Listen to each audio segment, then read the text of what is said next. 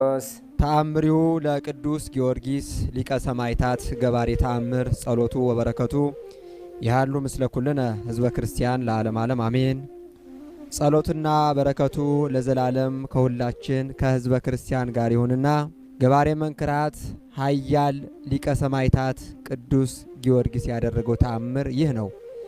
በፍጹም ልቡ ሊቀ ሰማዕታት ቅዱስ ጊዮርጊስን የሚወድ አንድ ግብፃዊ ሰው ነበር። ከፍቅሩም ብዛት የተነሳ እጅግ ያማረ ቤተ ክርስቲያን አሳነጸ። የእግዚአብሔር የሕጉን ታቦት ለማስገባት በፈለገ ጊዜ ከሃዲ ንጉሥ መጥቶ ከሚስቱ ጋር ቤተ ክርስቲያኑን መኖሪያው አደረገ። ቤተ ክርስቲያኑን ያሳነጸው ይህ ሰውዬ በችኮላ ሄዶ ለሊቀ ጳጳሱ ነገረው። ሊቀ ጳጳሱም ተነስቶ ወደ ንጉሡ ሄደና ለምን የማይገባ ሥራ ትሠራለህ? ቤተ ክርስቲያኒቱ የታነጸችው በኃያሉ በሊቀ ሰማዕታት ቅዱስ ጊዮርጊስ ስም ነውና አለው። ንጉሡም ይህንን ንግግር ሰምቶ እጅግ ተቆጥቶ ያስረውና ይገርፈው ዘንድ ወደደ።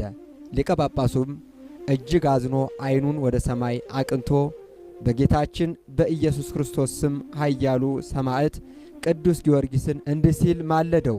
አንተ ቅዱስ ጊዮርጊስ ሆይ በዚህ አላዊ ንጉሥ ላይ ኃይልህን የማትገልጥ ከሆነ ከማኅበረ ሰማዕታት ጋር በእግዚአብሔር ፊት አትቁም እያለ አማጸነ። ሊቀ ጳጳሱም ይህንን እየተናገረ ሳለ ገባሬ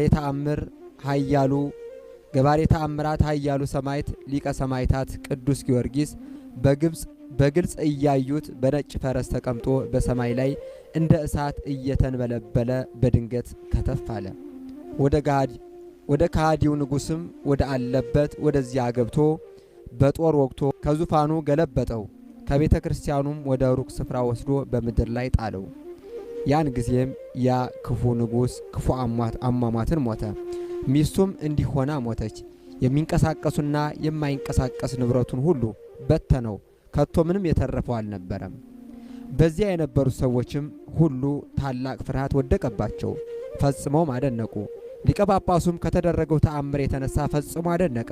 ከዚህም በኋላ ኃያሉ ሰማዕት ቅዱስ ጊዮርጊስ ሊቀ ጳጳሱን ካማጸንከኝ ግዘት ፍታኝ አለው። ፈታውም። በዚያም ጊዜ በስሙ ከታነጸው ቤተ ክርስቲያን በፍጹም ደስታ በምስጋና በዝማሬ በኃያሉ ሰማዕት ቅዱስ ጊዮርጊስ እጅ ኃይሉን የገለጸ እግዚአብሔርን እያመሰገኑ ታቦተ ሕጉን አስገቡ። የሊቀ ሰማዕታት የቅዱስ ጊዮርጊስ ጸሎትና በረከቱ በሕዝበ ክርስቲያን ላይ ጸንቶ ይኑር ለዘላለሙ አሜን።